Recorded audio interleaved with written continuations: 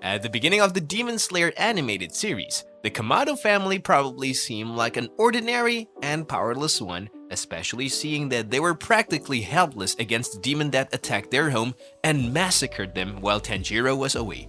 Well, that's actually far from the truth, because the Kamado family possessed the incredibly rare and powerful breathing style called the sun breathing, which was passed down for generations. It might come as a surprise to some, but this secret power has been in the Kamado family for many decades and even goes all the way back to the most powerful demon slayer to ever walk on the earth, the legendary Yoriichi Sugikuni. Yoriichi was a formidable demon slayer who lived in the Sengoku era about 500 years back, which some called the golden age of demon slayers. He was the founder of the breathing styles, as he was the one who created the original sun breathing style, and he remains the only demon slayer that Muzan Kibutsuji ever feared. In addition to being the only demon slayer that could use sun breathing, Yoriichi was also the greatest swordsman to ever live. He was so skilled that even when he picked up a sword for the first time at age 7, he managed to defeat a trained swordsman. Because of Yoriichi's great speed and skill, the battle doll modeled after him possessed 6 arms with a katana in each hand, just so it could stand a chance of matching his true speed. The doll managed to utilize the arm to form 108 techniques, just so it could imitate Yoriichi's fighting style, but even after all of that, it was still very inferior compared to the legendary Demon Slayer. Yoriichi remained a potent force throughout his lifetime, so much so that even in his 80s, he was still a lot more powerful than the upper rank one, Kokushibo, who happened to be his younger brother. When talking about the sun breathing style Yoriichi created, it's important to note that he initially created 12 different techniques which were intertwined with each other. However, when he faced the Demon King later in the story, Yoriichi perfected his sun breathing techniques and created the never-before-seen 13th form, which remains unnamed till now. Seeing that the sun breathing style is deeply rooted in the Kamado family, let's take a look at each one of them. Starting the list of the first and most common technique called dance.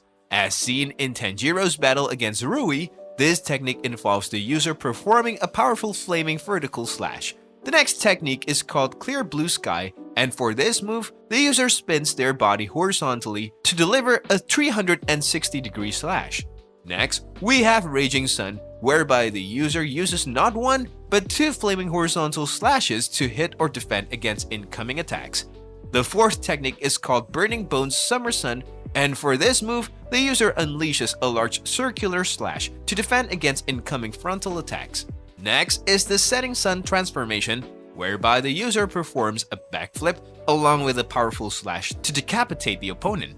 For the next technique, the user charges at the target and unleashes a horizontal slash that appears to be covered in a haze that doesn't land on the target, but in reality, it does, and this technique is called the Solar Heat Haze. At number 7 is the Beneficent Radiance technique, which requires the user spiraling into the air to produce a powerful slash that surrounds the target.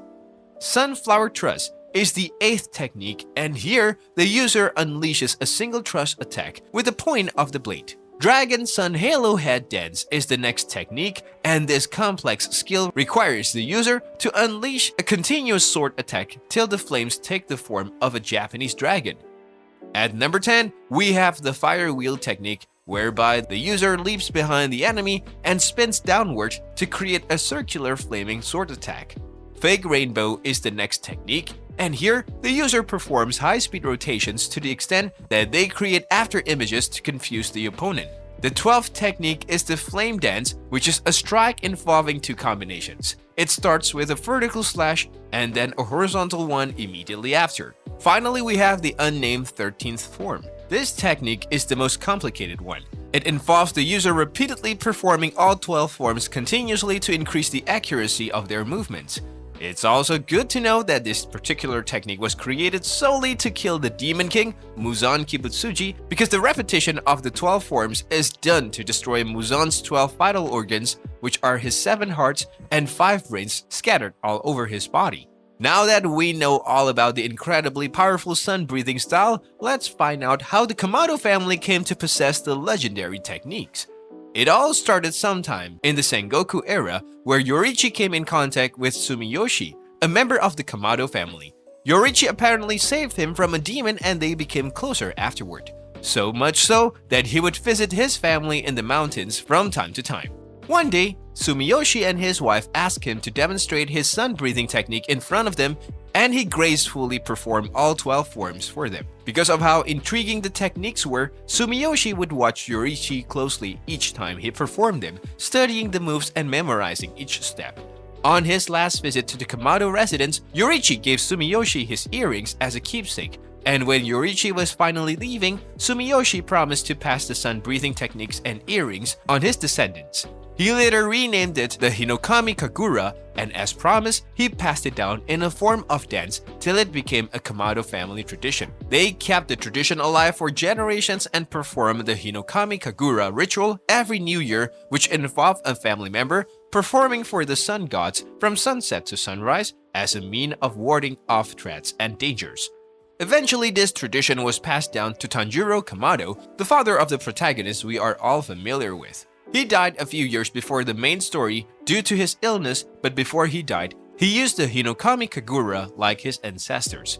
Unfortunately, there isn't much told about his life in the series, but from some of the flashbacks we have seen, it's safe to say he was a loving and caring father who had a good relationship with his children. He seemed to be the kind of man who didn't always show his full strengths, but he was clearly the kind of man who would do anything to protect his family from harm whenever he had to.